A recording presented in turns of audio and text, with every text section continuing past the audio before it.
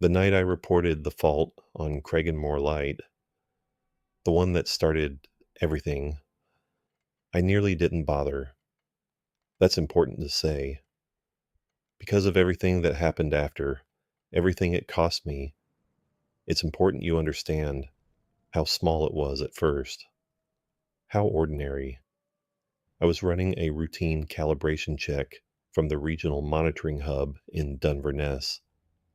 3 of us worked the overnight watch: me, Aidan Greaves, and a senior technician named Fiona Lamont, who'd been with the Maritime Navigation Authority since its formation in 1994.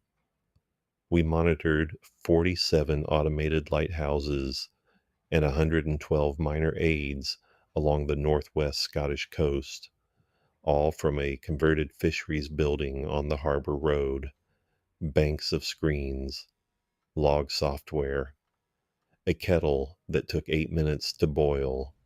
The job was mundane by design.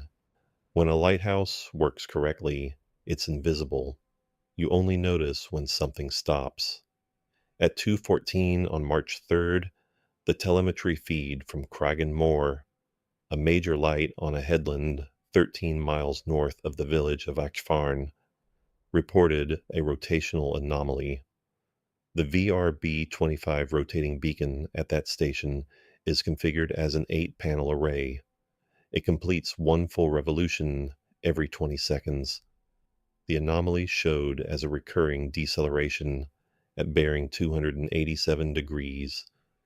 The beam, slowing by approximately 1.4 seconds each revolution as it crossed that specific azimuth, then resuming normal speed. Imagine a clock's second hand pausing, just slightly, just perceptibly, at the same number each time around. That's what the graph showed. I flagged it in the log. Category 3: Minor mechanical irregularity. Schedule inspection within 72 hours. Fiona glanced at my screen, said it was probably a bearing issue in the pedestal motor. Cold weather. Condensation in the drive housing. She'd seen it before at Ruba Ban at Shron Uladale. Normal, I agreed with her. I filed it.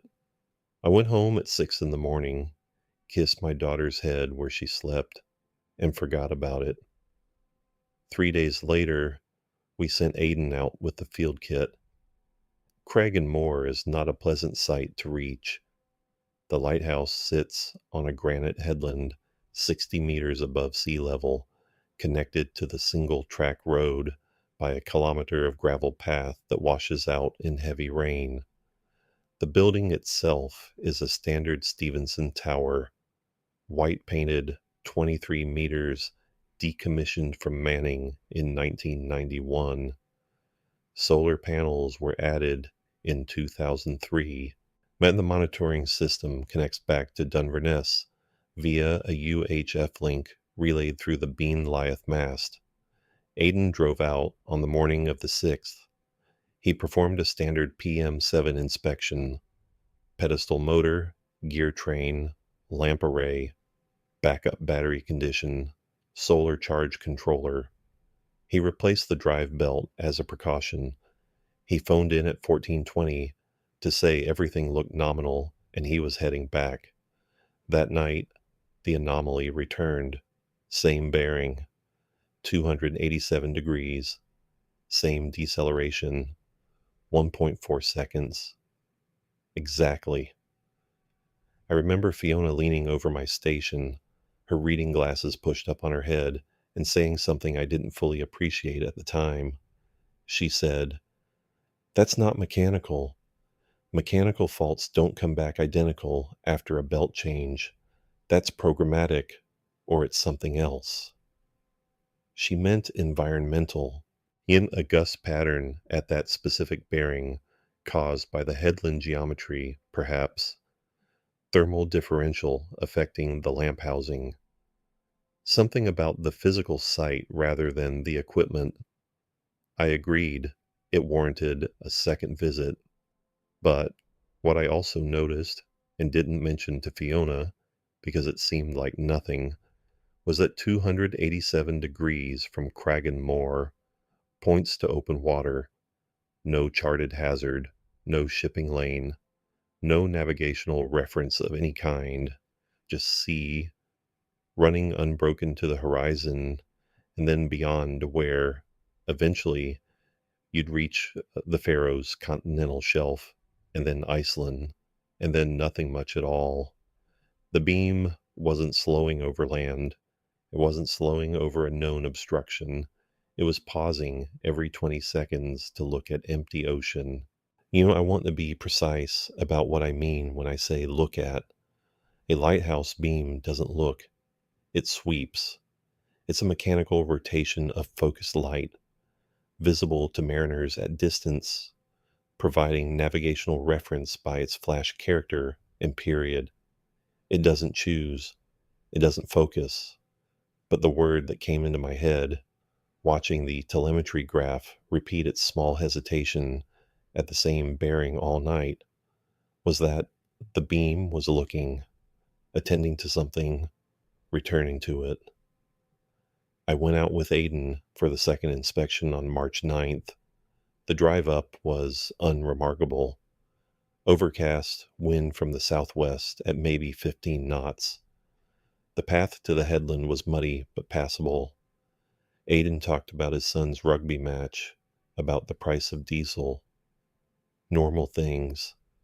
I remember the smell of wet grass and peat as we walked the final stretch, even the tower appearing above the scrub like a white finger against gray sky. Inside, the machinery was clean. Aiden's belt replacement was sound. We ran diagnostics on the rotation controller, a Pharos Industries RCON4 unit installed in 2012, and found nothing. No error codes, no firmware drift, no anomalous inputs from the monitoring array. The gear train was smooth. The pedestal bearings had been greased within spec. The 8 lens panels were clean, undamaged, properly seated. I stood in the lantern room and watched the assembly rotate. During the day, it runs at reduced power for testing purposes, and tried to perceive the deceleration by eye. I couldn't. At human scale, 1.4 seconds distributed across a 20-second revolution was nearly imperceptible. But I stood there anyway, and as the beam crossed the western quadrant, in sweeping past that bearing, I looked where it was looking. Gray sea, flat, featureless, no rock, no islet, no marker. The chart for this section, Admiralty 2635, shows nothing. Depth soundings indicate 140 meters at 5 miles offshore, deepening rapidly westward. The seabed is characterized as soft mud over bedrock. There is no wreck symbol, no obstruction marker, no anchorage, no traffic separation scheme. Nothing. Aiden came up behind me and said, "What are you looking at?" "Where it slows down," I said. He looked too. We both looked at nothing. I filed an expanded report that afternoon. The anomaly was real, confirmed by telemetry, but had no identifiable mechanical, electrical, or software cause. I recommended we replace the RCON4 unit entirely. Fiona approved the requisition, while the replacement would arrive from the depot in Inverness within a week. That week is when things changed. On March 11th, the deceleration increased from 1.4 seconds to 2.1 seconds. On March 12th, 2.6 seconds. By March 14th, the beam was pausing for a full 3.8 seconds at bearing 287 before resuming rotation. The monitoring software flagged it automatically now. It had crossed the threshold from Category 3 to Category 2, which meant the light's published character was being materially affected. Mariners relying on the flash period for identification might misread it. Fiona issued a notice to mariners advising of irregular character at Craig Moor, pending repair, standard procedure. But I could see it bothered her. In 26 years, she told me, yeah, she'd never seen a rotational fault that progressively worsened without corresponding mechanical degradation. Usually something is wearing down, a bearing, a gear tooth, something measurable. This was like a perfectly healthy machine choosing to slow itself at one specific point. On the night of March 15th, I was alone on the monitoring watch, Aidan on rest days, Fiona at a training course in Edinburgh, when the telemetry showed something new. The pause at 287 degrees had reached 5.2 seconds. But, more than that, the rotation speed either side of the pause had increased slightly, as if the mechanism were compensating, as if it were hurrying through the rest of its sweep to spend more time aimed at that bearing. I sat in the glow of my monitors in that Harper Road building, with the rain against the windows and the distant sound of halyards clinking in the marina, and I felt the first real thread of something I couldn't name. Not fear exactly, more like the recognition that I was seeing a pattern that didn't belong to any diagnostic category I'd been trained in. I phoned Fiona in Edinburgh. It was nearly midnight.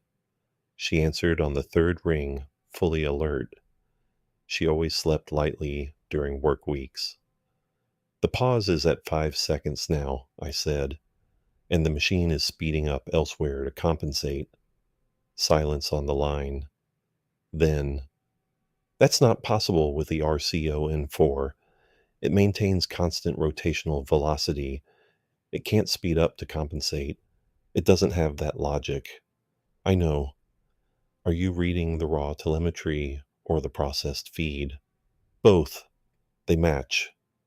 Another pause. Callum, she said. Yeah, pull the historical bearing data for that light. Last 10 years. Check if there's ever been a deviation at that azimuth before. I did it while she stayed on the line. It took 20 minutes to run the query against the archived logs. The database went back to 2014, when the digital monitoring system was installed at Craig Moor. The results came up clean. 10 years of perfect rotational consistency. No deviations, no pauses, no anomalies at any bearing.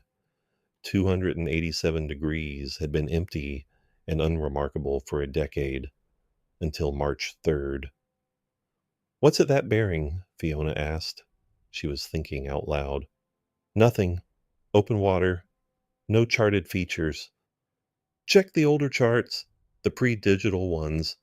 We've got scans in the archive server.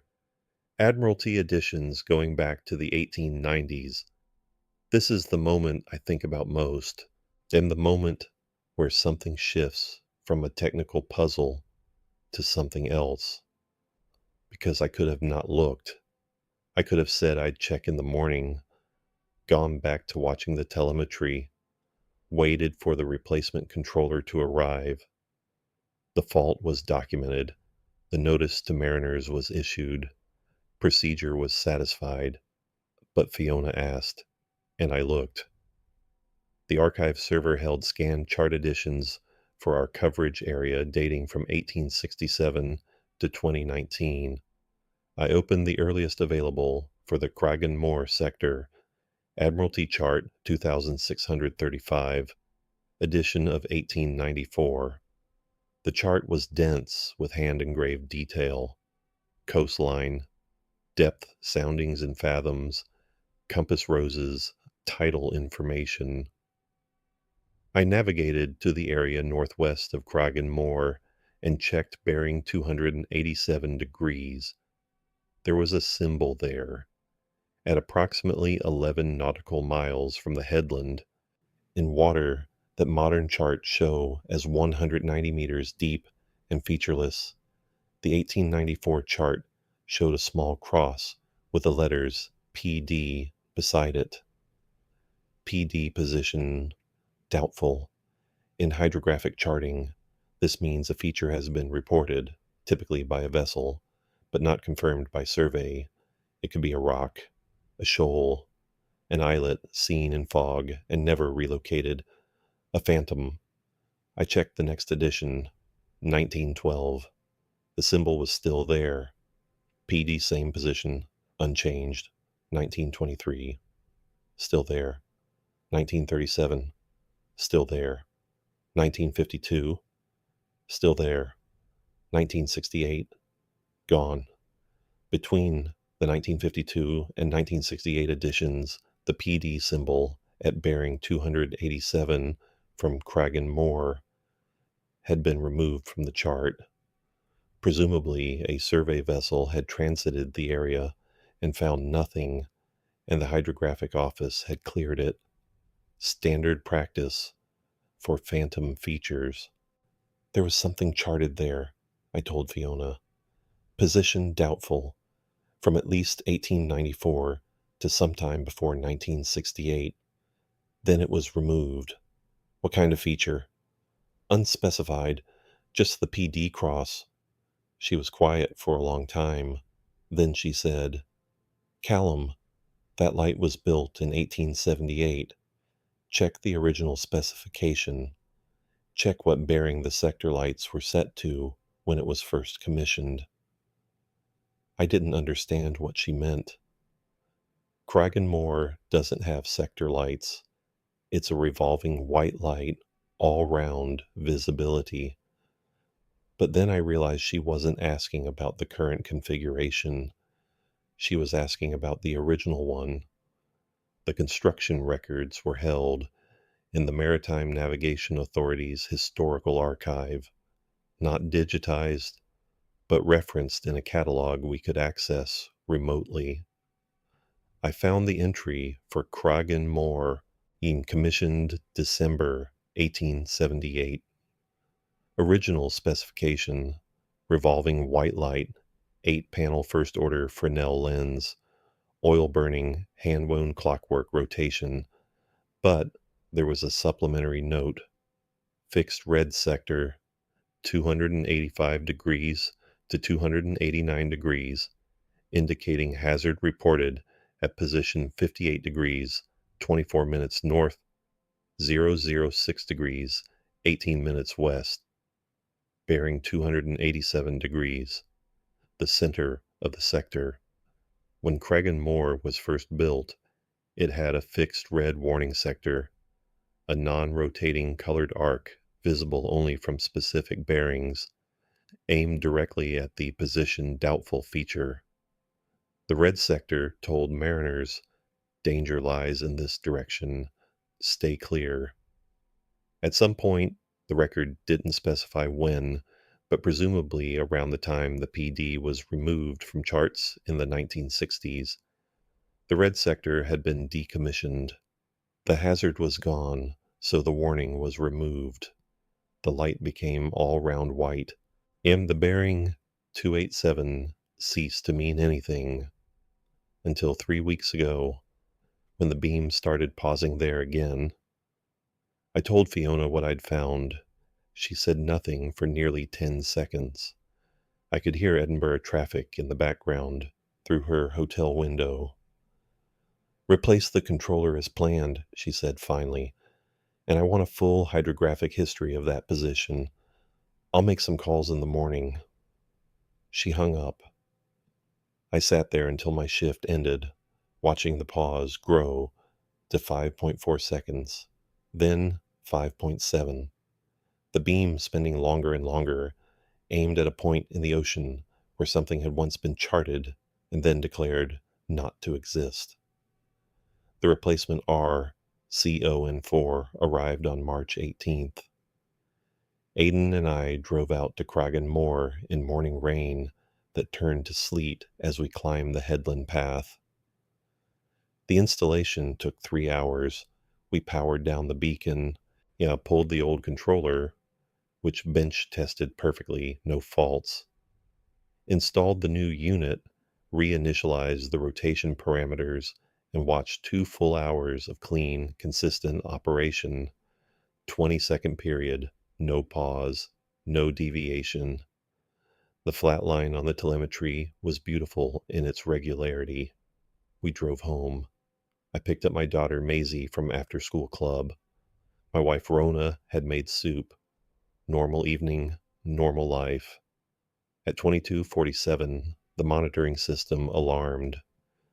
Cragganmore, bearing 287. Pause duration, 4.1 seconds. A brand new controller. 4 hours old, already doing it. I didn't call Fiona that night. I sat in bed with the laptop open, watching the telemetry refresh every 15 seconds, and I thought about what it meant that we could replace every physical component, and the behavior persisted. I thought about what kind of fault lives in a building rather than a machine. In the morning, I called Fiona and said, "It's not the equipment." "No," she agreed. "It's not." "Then what is it?" "I've been making calls," she said. "About the hydrographic position, 58 degrees, 24 minutes north, 006 degrees, 18 minutes west. I spoke to a retired surveyor from the hydrographic office, man named Alistair Drummond, 83 years old. He was a junior cartographer in the 60s. He remembers the decision to remove the PD symbol. And he said it wasn't based on a survey. He said they never surveyed it. He said it was removed on instruction from the harbor authority at the time, which no longer exists, because of what he called associated incidents that were complicating the chart record. What does that mean? Associated incidents? He said vessels that investigated the position, that went to look for whatever was charted there, had a pattern of not reporting back. Not all of them, but enough that by the 1960s, the harbor authority's position was that the feature should be removed from charts to prevent further investigation. I let that settle. Then I said, they took it off the chart so people would stop going to look for it. That's what he said. He was quite clear. He said it 3 times, actually, as if he wanted to make sure I heard it. Did he say what happened to the vessels? 2 were found adrift with no crew. 1 was never found at all. 1 returned with its crew intact, but the master refused to make a statement and retired from service within the month. This was over a period from 1919 to 1958. And 4 incidents in 40 years. I went back into the historical archive that afternoon. I searched for any records connected to Cragganmore that mentioned bearing 287, the PD position, or the red sector. Most of what I found was routine: sector maintenance logs, lamp changes, quarterly reports. But buried in a box of miscellaneous correspondence scanned from paper records in 2016, I found a letter. It was dated November 1923, handwritten in careful copperplate, addressed to the superintendent of lights. The author was the principal keeper of Cragganmore, a man named Donald McCrae. The letter was brief and professional in tone. It reported that on the nights of November 8th, 9th, and 10th, the red sector light, which was at that time a fixed oil lamp with a colored glass filter manually lit each evening, had, in McCrae's words, is increased in brilliance without adjustment to the wick or fuel supply. He stated that the intensification occurred between 2 o'clock and 4 o'clock on each night and was visible to him from the gallery. He described the red glow as casting shadows within the lantern room that are not consistent with the known geometry of the apparatus. He then wrote a sentence that I have not stopped thinking about since I read it. The sector illuminates a position where nothing should be, yet in the hours of its intensification, I observe from the gallery a discontinuity on the water at the bearing of 287 degrees that I cannot reconcile with any known feature, tide condition, or atmospheric effect. It is as a darkness that is not the water's darkness, nor the sky's, but something set upon the surface that has the quality of depth. He requested guidance. Now the superintendent's reply, filed with the letter, was 2 sentences. Maintain the sector as specified. Do not investigate the position by boat. Do not investigate the position by boat. The instruction was underlined. I showed the letter to Fiona when she returned from Edinburgh. She read it twice, set it down carefully on her desk, removed her glasses, and said, "Callum, I need to tell you something. While I was in Edinburgh, I checked the M&A incident archive for our sector. There's a vessel report from 2019, a fishing boat called the Harvest Moon out of Kinlochbervie. She reported losing 3 creels in an area approximately 11 miles northwest of Craggan Moor. The skipper stated the creels were set in 180 meters and all 3 warps were severed cleanly at approximately 40 meters depth. Not frayed, severed. And he described it in his report as like they'd been cut with a blade. That's the position, I said. Within 2 miles of it, yes. The report was filed and no action taken. It's not uncommon for warps to part on seabed obstructions. But there's no charted obstruction there. Because they removed it. Because they removed it. We sat with that for a while. Rain against the windows. The harbor building creaking in a gust. The beam is pausing for 7 seconds now, I said. As of last night. I know. I've been watching from my phone. Fiona, what do we do? She looked at me with an expression I'd never seen from her before. Not uncertainty, because Fiona was never uncertain. Something more like recognition, like she was seeing the shape of something she'd always known was there, but had never been required to face. We follow procedure, she said. We report the fault as unresolvable by standard maintenance.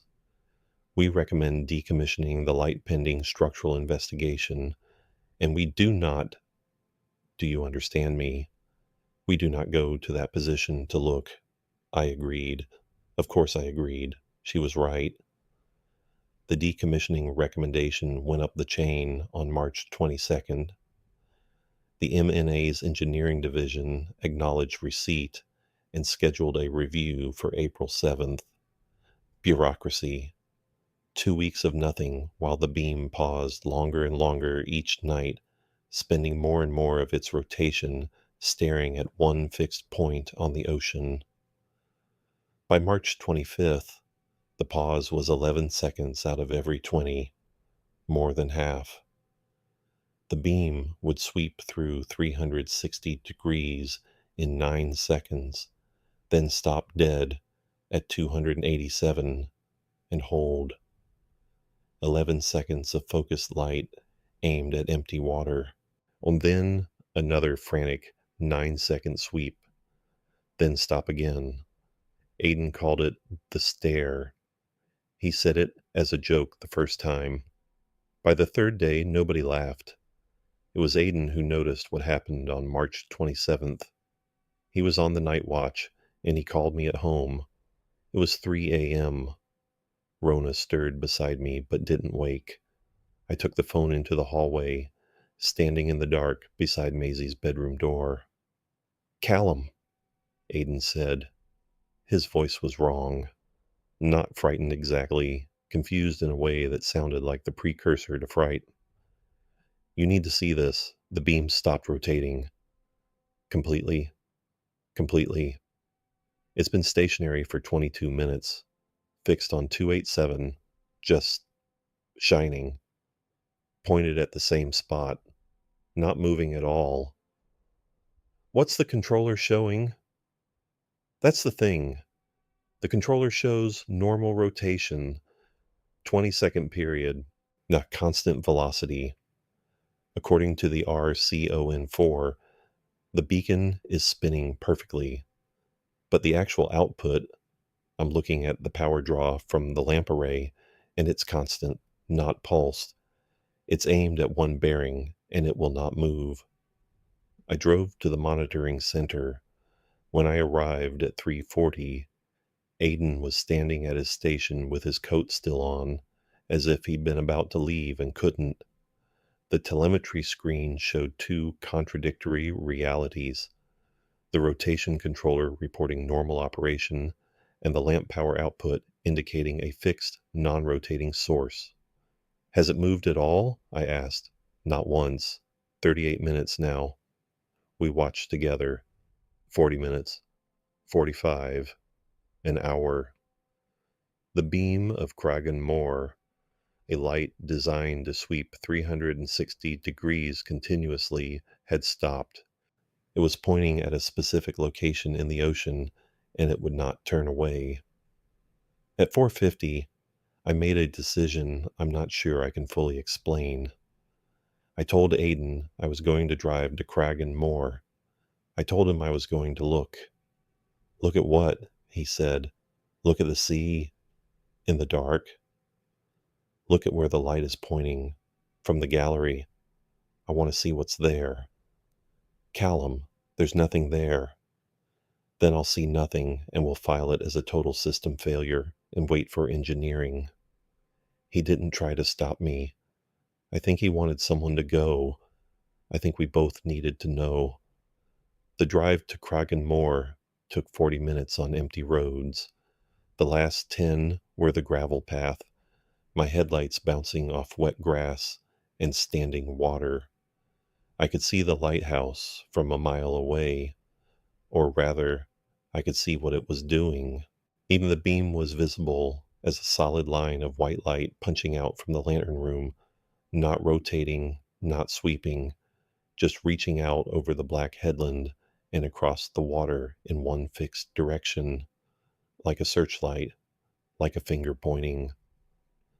I parked at the base. The tower door was locked. I had the key. Inside, the machinery hummed normally. The sound of the motor running was unchanged, the drivetrain turning.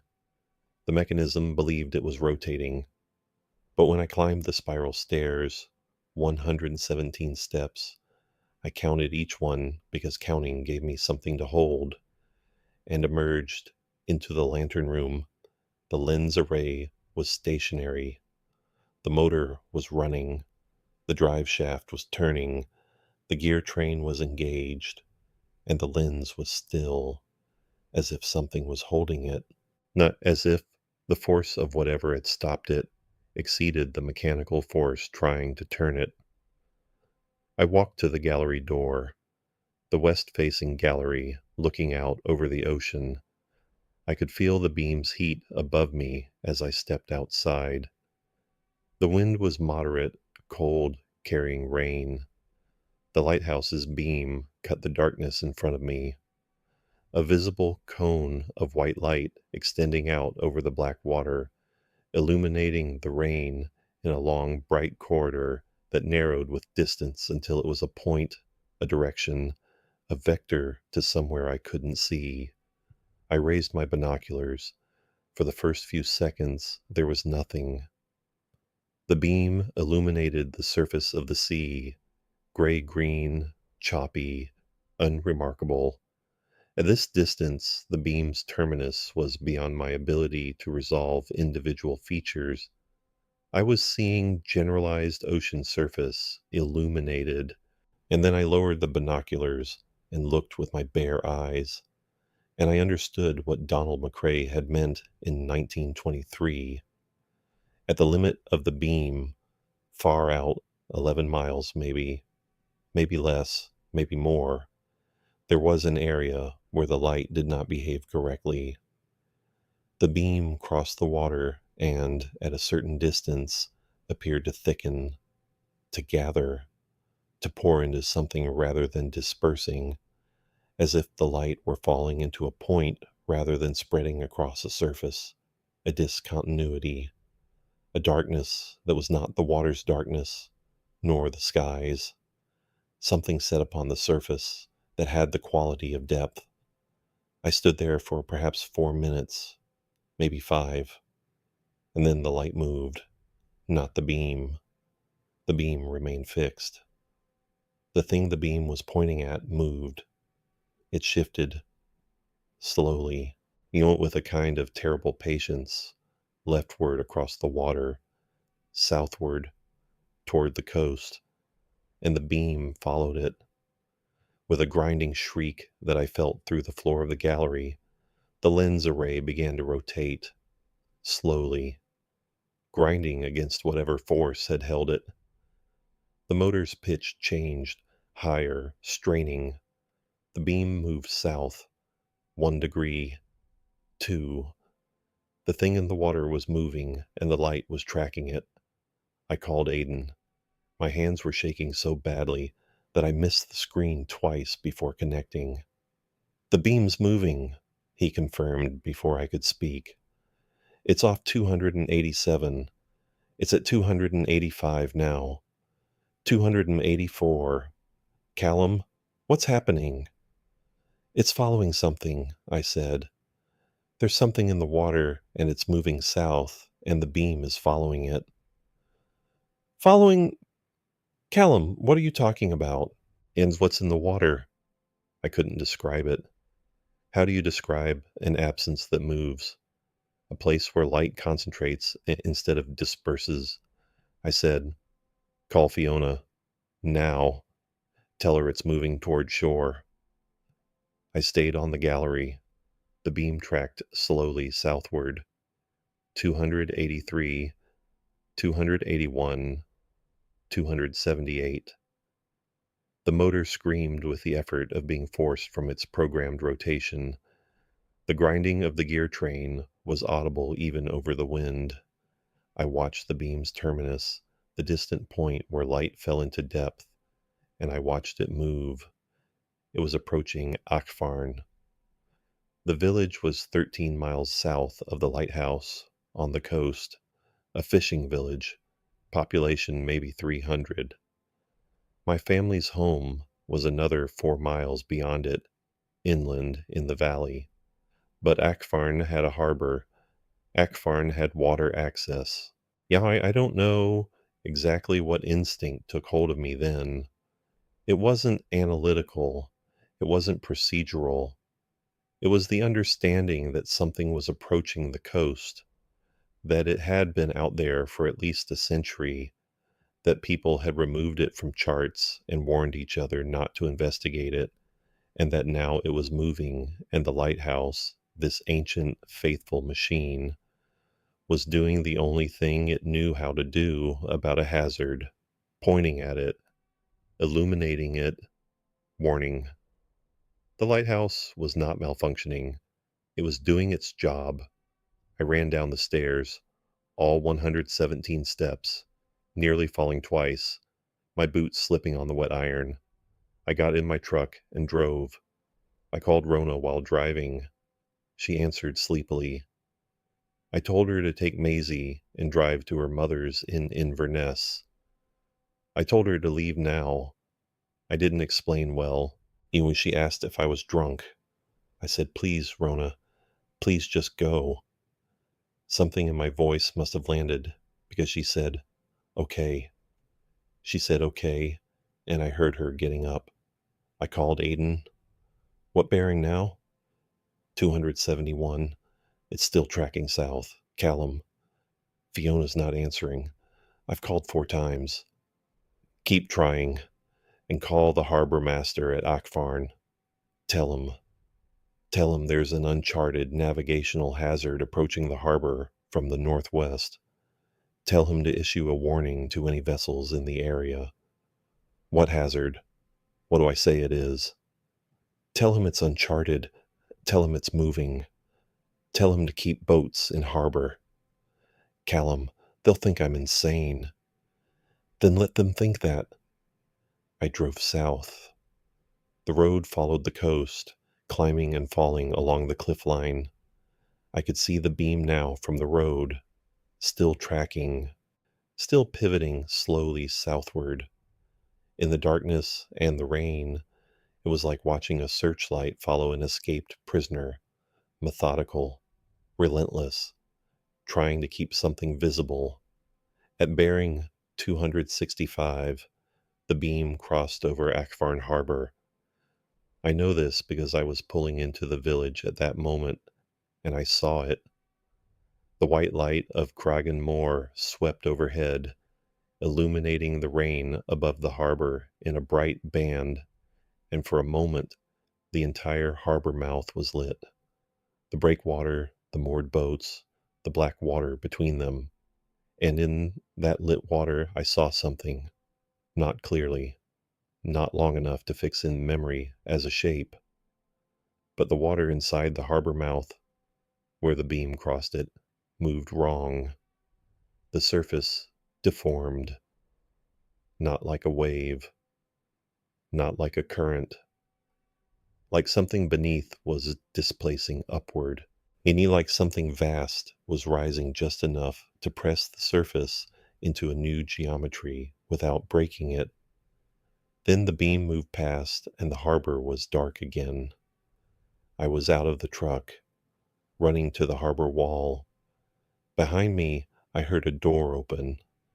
One of the fishermen's cottages, an early riser, someone watching the strange behavior of the light. A man's voice called out, "What's happening with the light?" I didn't answer. I reached the harbor wall and looked down into the water. Dark. Still. Normally dark. The rain pocking the surface. Moored boats rocking gently. Nothing. But the water level was wrong. I could tell because I knew this harbor.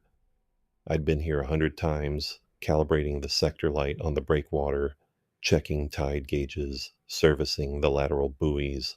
And the water level was 2 feet higher than it should have been for the tidal state, as if something with enormous volume had displaced it from below. I backed away from the wall. The beam was still tracking. 260 now, moving east, past the harbor. It was leaving Akvarn. Whatever it was following, or whatever was following the beam, had moved through, or into. Fiona called me at 5:20. I was sitting in my truck outside the harbor, watching the dawn begin to gray the eastern sky, shaking in a way that had nothing to do with cold. "What's happening?" she said. Not a question, a demand. I told her everything, the fixed beam, what I'd seen from the gallery, the tracking, the harbor, the water level. She listened without interrupting. When I finished, she said, "The beam, where is it now?" I looked. In the growing light, I could still just make out the white line of the Kragan Moor beam. It had stopped again, stationary, pointing at, I checked my compass, bearing 247, southeast of the lighthouse, inland of the coast, inland. "It's pointing at land," I said. "Where on land?" I extended the bearing in my mind. Southeast from Kragan Moor at 247 degrees. Across the headland, across the coastal strip, into the raising ground behind Akvarn, into the valley of the River Glass, where the forestry plantations climb the hillside, where the road winds between peat cuttings and sheep fields, where, Fiona, that bearing points to the reservoir, Loch Kragan Reservoir, a man-made body of water 3 miles inland, constructed in 1964 to supply drinking water to the coastal villages, 200 meters long, 50 meters wide, 18 meters deep, fed by the river glass, and dammed at the western end, connected to the sea by the river outflow. Callum, Fiona said, listen to me. Do not go to the reservoir. Do you understand? Do not go to it. Something came in through the harbor, through the river. It's in the reservoir now. You don't know what it is. You don't know what it does. 4 vessels investigated the position, and their crews vanished. Do you understand what I'm telling you? People who got close to this thing disappeared. There are 300 people in Akfarn. The reservoir supplies their water. Silence. I could hear her breathing. I could hear her thinking. I'm calling the MNA emergency line, she said. I'm calling the Environmental Health Authority. I'm calling everyone I can reach. This is not our job, Callum. We calibrate lights. We maintain navigation aids. This is not our job. The lighthouse thinks it is, I said. It's been trying to warn us for weeks. Callum, I'm going to go look. Do not. I hung up, and I drove. The road to the reservoir was a single track with passing places, climbing through spruce plantation into open moorland. Dawn was full now, gray, wet, the clouds low on the hilltops. I could no longer see the lighthouse beam in the daylight, but I knew it was still pointing. I knew it was pointing here. The reservoir appeared between 2 low hills, its surface steel gray and mirror flat. Unnaturally flat, I realized. No wind ripple. The wind was blowing at 15 knots, and the surface of the water was perfectly still, as if something beneath were pressing it flat from below, holding it, controlling it. I stopped the truck at the dam end. There's a maintenance access road, a small parking area, a locked gate to the treatment works. I got out and walked to the edge. The water was clear, peaty brown, but transparent to maybe 3 meters. I could see the sloped concrete of the dam face descending into the depths. I could see gravel on the ledge below the waterline. I could see. I stopped. At perhaps 4 meters depth, at the point where visibility failed and the water became opaque brown, there was a boundary, a sharp line where the color changed. Below 4 meters, the water was not brown. It was black, absolutely dimensionally black, not dark water, not deep water. The absence of light in a way that suggested the absence of space, the quality of depth that McCrae had written about. It was here, in the reservoir, in the drinking water supply of 300 people. It had been in the ocean for a century or more, charted and then deliberately forgotten, and now it was here, 3 miles from the village, and the lighthouse had tracked it every meter of the way. I want to tell you I did something heroic. I want to tell you I found a way to fight it, to drive it out, to save the village. But I'm a calibration technician. I maintain rotating beacons and battery systems and solar charge controllers. I don't fight things that live in deep water and erase the men who come to find them. What I did was this. I called the water authority's emergency line and reported contamination. I lied.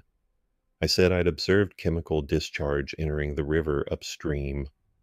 I gave details convincing enough that they dispatched an emergency team and shut off the supply within 2 hours.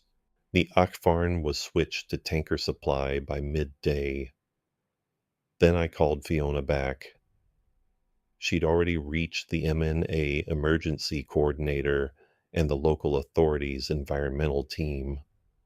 She'd told them something. I don't know what, because Fiona always knew how to speak to bureaucracies in their own language. Something about structural contamination, something about health risk, something that got them moving. The reservoir was fenced off by that afternoon. No swimming, no fishing, no access. Testing. The test results, when they came back 3 days later, showed nothing. Water quality normal, no chemical contamination, no biological anomaly, no unusual sediment, no change in pH, turbidity, dissolved oxygen, or any other parameter.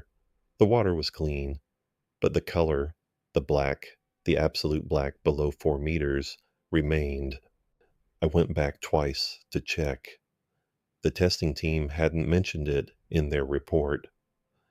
When I asked the environmental officer if they'd noticed anything unusual about the water's appearance, she looked at me blankly and said, "No, I don't think they could see it. I think it's visible only from above, only from the surface looking down, only the way a lighthouse looks." The beam of Kraken Moor remained fixed on bearing 247 for 6 days. On April 2nd at 3:17, it resumed rotation.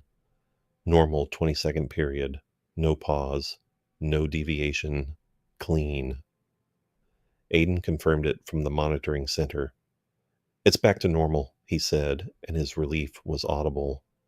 But I drove to the reservoir at dawn, and the black was gone. The water was peaty brown all the way down, normal depth, normal color. The thing had left. I don't know where it went. The beam doesn't pause anymore. Kraken Moor rotates perfectly, a clean 20-second sweep, no anomalies. The MNA engineering review was canceled. The decommissioning recommendation was withdrawn. Officially, the fault was attributed to a firmware instability in the RCON4 controller, now resolved. Fiona retired in May. She told me it was planned, that she'd been thinking about it for a year. I don't believe her. On her last day, she took me aside in the monitoring center and said, "If it pauses again, at any bearing, at any light, call me first. Don't investigate. Don't go to it. Call me." I nodded. "And Callum, the water supply. They reconnected Akfarn to the reservoir last week. The tests were clear. I know. If it comes back, I know." She left. I'm senior technician now. Aiden and I run the overnight watch with a new junior, a 24-year-old named Sarah, who treats the lighthouses like they're just data on a screen. She's good at her job. She doesn't read the historical archives. I watch the telemetry every night. 47 automated lighthouses, 112 minor aids, all rotating as programmed, all sweeping their designated arcs, all constant. But I keep the old charts open on my second monitor, the 1894 editions, and I've started cataloging every PD symbol along our coast, every position doubtful, every charted feature that was reported and then removed. There are more than I expected, 11 of them in our sector alone. 11 positions where something was once seen and then deliberately forgotten. And last week, 5 days ago, I noticed something in the telemetry from Rubaban Lighthouse, 32 miles south, a deceleration of 0.8 seconds at bearing 312. Barely perceptible, well within normal tolerance. Category 4, note and monitor. I checked was it bearing 312 from Rubaban. Open water, no charted feature. I checked the 1894 chart. PD. I haven't told Aiden yet. I haven't called Fiona. I'm sitting here at my station in the harbor building, the rain on the windows, the kettle ticking as it cools, and I'm watching the graph, the small hesitation, the beam pausing at a point in the darkness where something was once known and then erased. It's not the same one. The bearing is wrong. The position is different. 60 miles from the reservoir, from Cragan Moor, from Achfern, there's more than one, and they're waking up.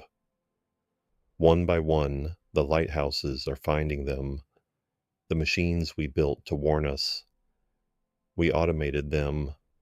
We removed the keepers. We stopped listening, but the lights are still watching. They remember what we charted and then chose to forget. The pause at Rupa Ban is zero point 0.9 seconds tonight. Tomorrow it will be longer. And somewhere out in the dark water, at a position we decided didn't exist, something is waiting to be found. I won't go looking. I know what happens to people who go looking, but I also know what happens when they start to move. Maisie drinks that water. Rona drinks that water. Every tap in the valley feeds from a reservoir connected to the sea by a river that has no gate, no barrier, no way to stop something that chooses to enter. So I watch the lights. I watch for the pause, and I pray that the beams keep pointing outward, that the things at the PD positions stay where they are, in the deep water, in the old charts, in the silence between rotations. Because the moment another beam stops on empty water and holds, really holds, it means one of them is moving again. And I have to decide whether to follow the light or run from what it's found. That's the thing about this work. You don't get the luxury of deciding later. The data either means something or it doesn't. And by the time you know which, the window for action is already closing. I watched the Ruba ban pause grow for 3 nights without telling anyone, zero point 0.9 seconds, then 1.1, then 1.3, the same clean, reproducible deceleration at the same bearing every rotation. I told myself I was gathering data, building a case before I raised an alarm. But the truth is, I was afraid that saying it out loud, to Aiden, to Sarah, to anyone, would make it fully real in a way I wasn't ready for. On the 4th night, April 19th, Sarah noticed it herself. She was reviewing the overnight telemetry summaries. She's diligent, Sarah, meticulous in a way that makes her good at this job and terrible company during slow watches. And she flagged the Ruba band deviation in the morning log, category 4, note and monitor, standard. Probably a pedestal issue, she said to me as she filed it. Bearing where, it's due for a PM7 in June. I nodded. Probably. She looked at me for a moment. Sarah has dark eyes that don't miss much. You already knew about this. I noticed it a few days ago. It's within tolerance. You didn't log it. I was monitoring before logging. It's within tolerance, Sarah. She accepted that. She's new enough to trust seniority, but she watched me for the rest of the shift with a slight crease between her eyebrows that told me she'd noted the inconsistency and filed it somewhere in that precise, ordered mind of hers. That afternoon, I did something I'd been avoiding. I drove to Achfern. The village was normal. Fishing boats in the harbor, nets drying on the quay, the chip shop opening for lunch. The water in the harbor was at its correct tidal height. No anomaly, no displacement. Children were walking to school along the harbor road. An old man was painting the hull of an upturned dinghy outside his cottage. Normal life, undisturbed, unaware. I drove past the village and took the valley road to the reservoir. I parked in the same spot at the dam end, got out, walked to the edge. The water was brown, peaty, normal. I could see down to 3 meters. The concrete slope, the gravel ledge. a rusted shopping trolley that someone had thrown in years ago. Below 3 meters, the water darkened naturally, the way deep, fresh water does. No boundary, no absolute black, no quality of depth.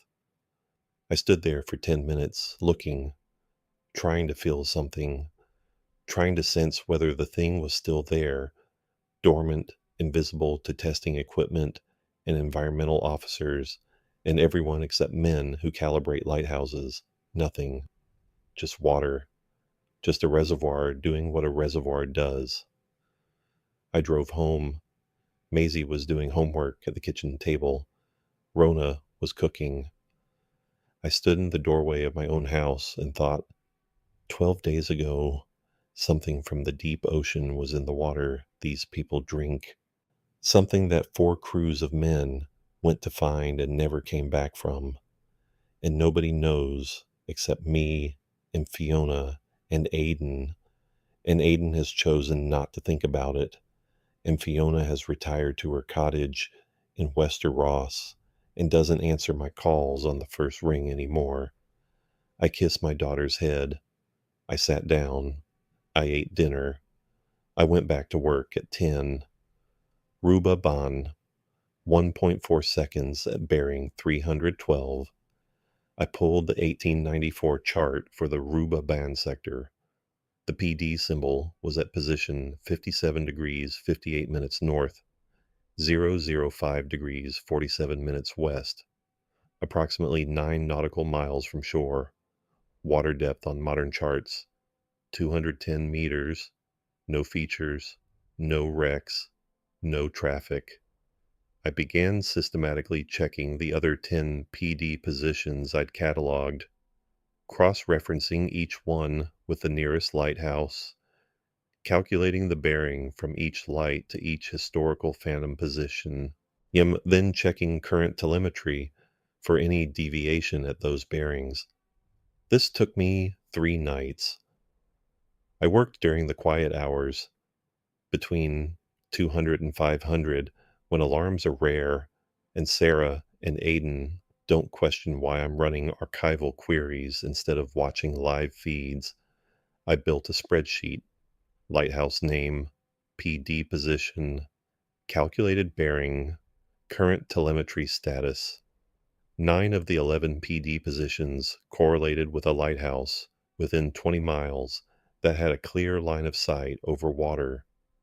2 were in positions observable only from minor aids, small, low-powered lights without the rotational mechanisms that would show a pause. Of the 9 major lights with sight lines to PD positions, 2 were already showing anomalies. Kragan Moor, resolved, beam currently normal. Ruba Ban, active, 1.4 seconds, and growing. And the other 7 showed clean telemetry. No pauses, no deviations. Yet, I called Fiona on April 22nd.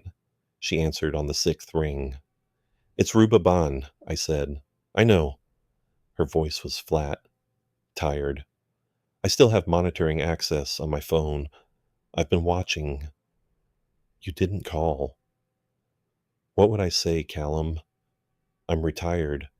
I'm not in the chain of command. I'm an old woman in a cottage trying to convince herself that 30 years of lighthouse maintenance didn't end with her discovering something she can't explain to anyone. I've mapped all 11 PD positions to their nearest lights. 9 have sight lines. 2 are active." "2? Ruba Ban and—" I hesitated. "Fiona, there might be a third, Shron Uladale. It's not showing a rotational anomaly, but the lamp intensity readings are fluctuating in a way that isn't consistent with solar charge cycling. The power draw is spiking for approximately 1 second at bearing 034 each rotation. Not a pause, a brightening. Silence. Then, the light is intensifying at a specific bearing. Yes, like McCrae's sector light in 1923, increasing in brilliance without adjustment. I hadn't made that connection, but she was right. The original Kraganmore red sector hadn't paused or rotated. It was fixed. It couldn't slow down, so it had done the only thing it could, gotten brighter, demanded attention toward the danger, and now Shron Uladale's modern rotating beacon was doing something similar, not pausing, but flaring and intensifying its output at one specific bearing, as if trying to make that single flash more visible, more insistent. Check the bearing against your chart, Fiona said. I already had. Bearing 034 from Shron Uladale pointed to PD position number 7 on my list, 58 degrees 11 minutes north, 005 degrees 02 minutes west, 14 nautical miles offshore, no charted features. It matches, I said. 3 lights, 3 positions. Her voice had changed, no longer tired, focused. The Fiona I'd worked with for 9 years, the one who could hold 6 maintenance schedules in her head simultaneously and quote IALA specifications from memory. Callum, listen.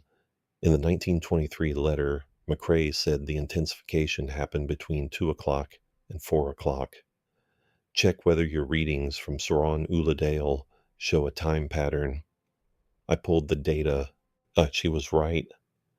The intensity spikes at Shron Uladale were occurring exclusively between 1:45 and 4:30. During the day and early evening, the bearing showed normal output. The brightening was a nocturnal behavior. They're more active at night, I said, or more visible at night, or both. Callum, the Kraganmore thing, when did it move? When did it enter the harbor? Around 4 o'clock, just before dawn. And the old reports, the vessels that investigated the position, do we know what time they went? I didn't know, but Fiona's retired surveyor, Drummond, might. I'll find out, I said. Be careful who you ask. And Callum, if any of those beams stop rotating and hold, like Kraganmore did, that means it's left the PD position. That means it's in transit. Do you understand? The pause is the warning. Yet the fixed beam is the emergency. I understand. Don't go to it. I won't. You said that before. She was right. I had said that before. I contacted Alistair Drummond the next day. He was surprisingly easy to reach. Fiona had given me his landline number months earlier, and I'd kept it in my phone. He answered promptly, his voice clear and sharp for 83. I identified myself as a colleague of Fiona's. He remembered her. The Lighthouse woman. Yes. She asked about the Kraganmore position. Has something happened? I'm doing some follow-up research, I said. The vessel incidents you mentioned, the ones between 1919 and 1958. Do you recall whether there's any record of what time of day they occurred? A pause. The sound of an old man's breathing, deliberate and measured. Yeah, you'd have to check the Lloyd's records for exact times. But I recall, and mind you, this is 60 years of memory, that the 2 vessels found adrift were both discovered in early morning. First light, as if they'd gone out during the night and been found at dawn. And the crews? Gone. No bodies recovered. No personal effects missing. That's the strange part. Their belongings were still aboard.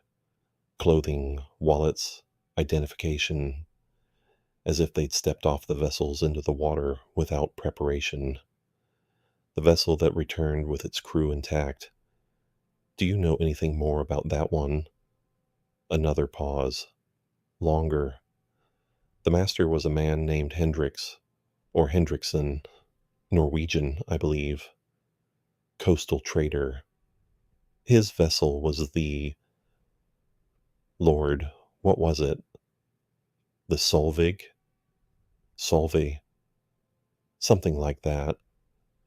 He came back in. I refused to speak to the harbor authority, resigned his papers, and went home to Norway. But one of his crew, a deckhand, told someone at the quayside something. It filtered through to the harbor office, made it into a memo that I read in the 60s. What did he say?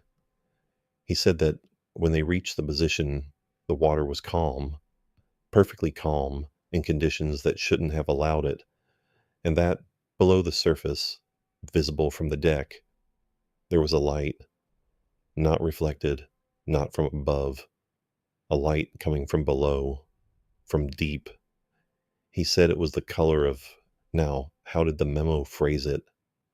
The color of nothing in particular, which is a strange thing to say, but that's what was recorded, and he said it moved beneath them, slowly, like it was looking up at the hull. And then the master ordered full astern, and they left. But the other crews didn't leave. No, the others didn't leave. I thanked Drummond. I set the phone down on my desk.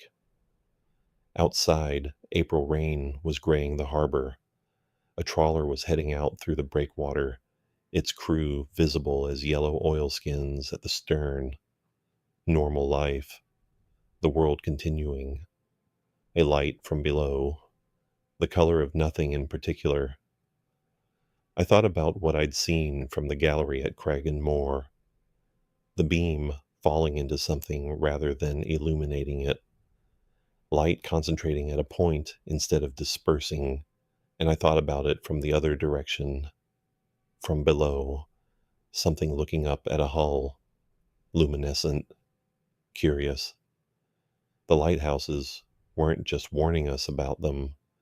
They were recognizing something similar to themselves, a light marking a position, a beacon, except these ones moved.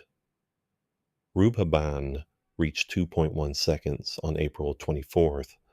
Shron Uladale's intensity spikes grew measurably. The flare at bearing 034 was now registering as 12% above baseline, enough to flag in the automated monitoring, but still within the tolerance for lamp performance variation. Sarah noted it, but categorized it as a lamp aging issue. I didn't correct her. On April 26th, I found another one, Eileen Dorcha Lighthouse, 60 miles north, bearing 198. Pause duration, 0.4 seconds. Barely there, barely measurable. But it was there, and bearing 198 from Eileen Dorcha, aligned precisely with PD position number 4 on my list. 4 active, out of 9 possible, in less than 2 months. I called Fiona that night. She listened to the update and then said something that kept me awake for the rest of the week. Callum, you said the Cragen Moor one moved in through the river, up the river glass and into the reservoir, a freshwater body connected to the sea. Yes. How many of your 9 lighthouses overlook coastline with river outflows?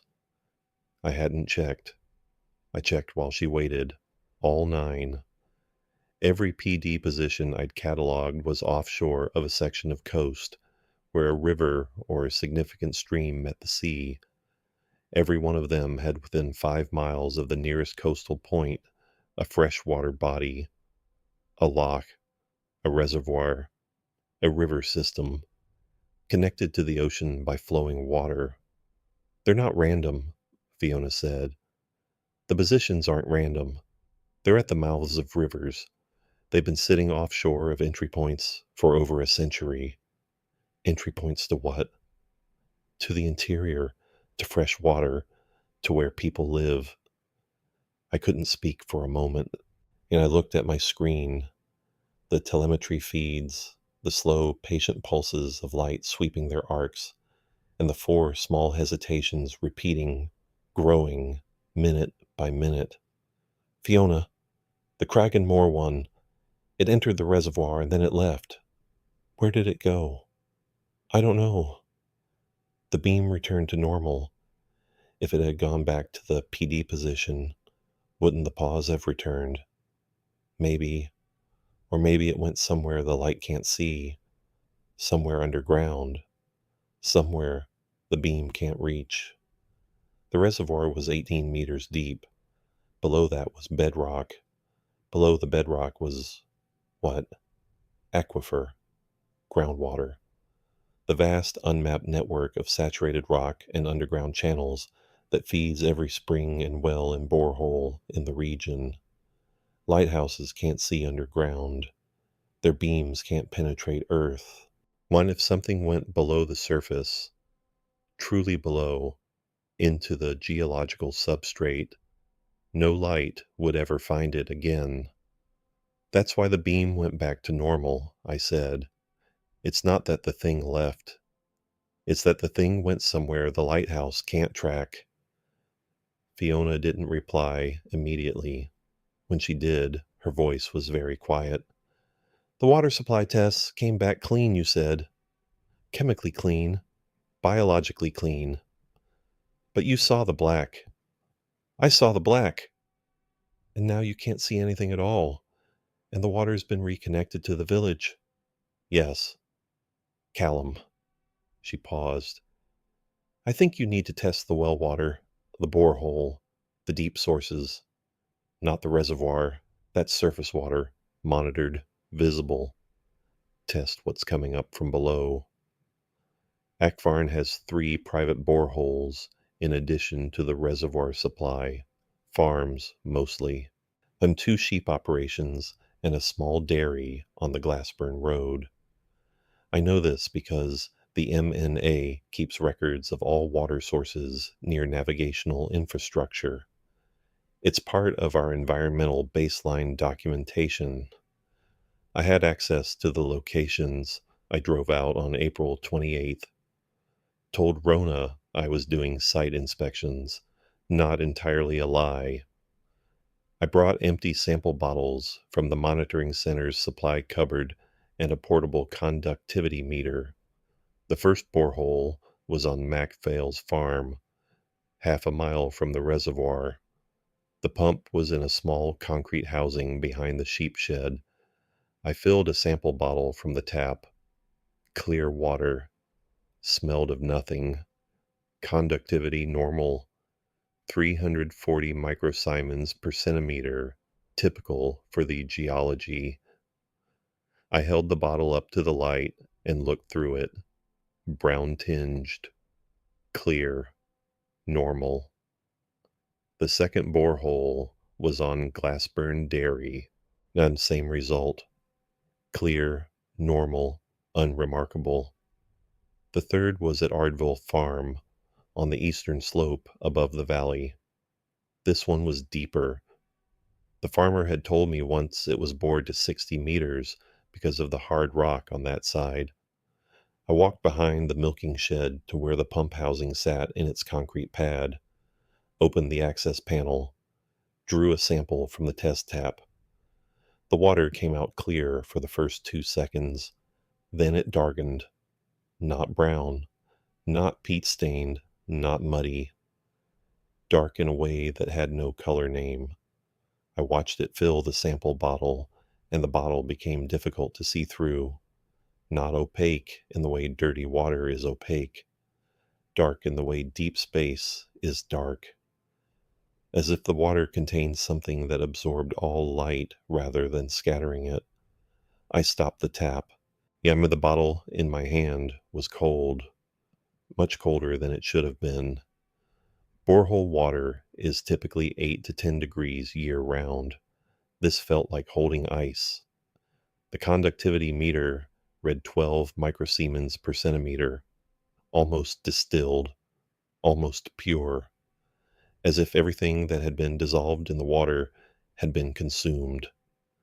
I very carefully set the bottle down on the concrete pad, stepped back, and did not touch it again. Driving home, my hands were shaking on the wheel. I called Fiona. She didn't answer. I called again. No answer. I called Aiden. Aiden, I need you to check something for me. The borehole at Ardvale Farm. It's 60 meters deep, eastern slope of the Glass Valley.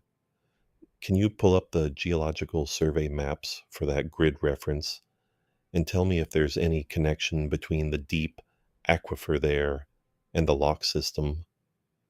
He was quiet for a moment. Callum, what's going on? You've been acting strange for weeks. Please just check. He checked.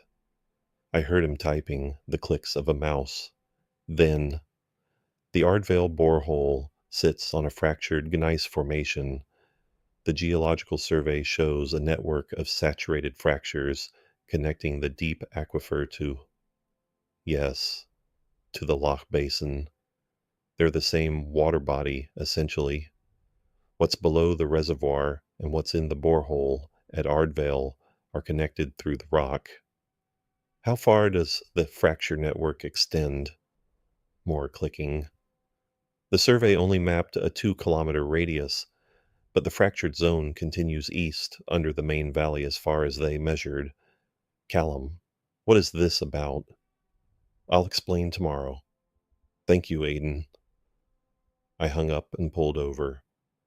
I sat in my truck on the verge of the single-track road and looked at the valley below me, the green sheep fields, the gray ribbon of the river, the dark line of forestry on the far hillside, the scattered white dots of farmhouses, and beneath all of it, beneath the grass and the soil and the rock, a network of saturated fractures connecting everything, every borehole, every well, every spring, all connected, all one body of water flowing through the dark geology like a circulatory system. And somewhere in it, something was moving, something that had come from the sea, entered through the river, descended into the reservoir and gone below, into the aquifer, into the arteries of the land itself. The lighthouse couldn't see it anymore. No light reaches 60 meters underground. The beam of Craggan Moor was sweeping clean and normal because the thing had gone somewhere beyond its ability to warn. But it was still there, and the sample at Ardvale proved it was still there. I think about what Fiona said, that people who got close to it disappeared. The crews, gone from their vessels without taking their belongings, as if they'd stepped into the water, as if they'd been drawn. And I think about the boreholes, the taps, the kitchen sinks, in every house in the valley connected to a water system that runs through fractured rock where something now lives. I think about Maisie filling a glass before bed. I think about Rona running a bath. I moved my family to Inverness on May 1st, told Rona it was temporary, a work reassignment, a training program, an opportunity. She didn't fully believe me, but she went. Maisie was upset about leaving school mid-term. I promised her it was only for a few weeks. I don't know if that's true. I'm still at the monitoring center, yet still watching. The 4 lighthouse anomalies continue. Rupa Ban at 3.2 seconds now. Sran Uladale's flares at 18% above baseline. Ailian Dorsha at 0.9 seconds. And a new one started 2 days ago at Krieg Liath, bearing 156. PD position number 9. 5 out of 9. I've started writing this because Fiona finally answered my call yesterday and said something that made me realize I couldn't keep this contained within procedure and protocol anymore. She said, Callum, I've been checking the water quality reports for the Northwest region, monthly routine testing from the authority. The most recent batch, April figures, shows an anomaly I don't think anyone else has flagged. Conductivity readings are dropping in borehole samples across an area of about 40 square kilometers. dropping significantly, 340 to 180 in some readings. It's being attributed to seasonal rainfall dilution, but the rainfall hasn't been above average. Conductivity dropping, the same thing I measured at Ardvale, water becoming purer, becoming emptied. How many boreholes? I asked. 14 in the affected area. Callum, 14. That's not one thing in one aquifer. That's a network. It's spreading through the groundwater. 14 boreholes, 40 square kilometers. The fractured gneiss extending under the whole valley system, and something in it now, spreading, consuming whatever gives water its mineral signature, its chemical identity, replacing it with something that reads as pure, that reads as nothing, that has the quality of depth. The lighthouses are still watching. Their beams sweep the coast, marking the positions where more of them wait offshore. Patient, decades patient, not century patient. I don't know what triggers them to move. I don't know what made the Kraken Moor one finally enter the river after 100 years of sitting at its PD position. Maybe nothing triggered it. Maybe there's a schedule we can't perceive. Maybe they're all going to move, one by one, entering through their rivers, descending into the rock, spreading through the groundwater until the whole geological substrate is saturated with whatever they are. I can't stop them. I maintain rotating beacons and battery systems. I calibrate the angle of sector lights and replace drive belts on pedestal motors. I'm not equipped for this. No one is equipped for this. But the lights keep watching, and I keep watching the lights. Because right now, that's the only warning system we have. Machines built in the 1800s to point at danger, and still faithfully pointing, still trying to tell anyone who's paying attention that something is there, something is real, something is coming. 5 beams hesitating tonight. 5 lighthouses trying to say, look here, look at what's waiting. I'm looking. I don't know what good it does, but I'm looking. And every night, when the shift ends and I drive home to an empty house, Rona and Maisie safe in Inverness, drinking city water from a treated municipal supply that comes from nowhere near fractured gneiss, I fill a glass from my kitchen tap and hold it up to the light. So far it's clear. So far.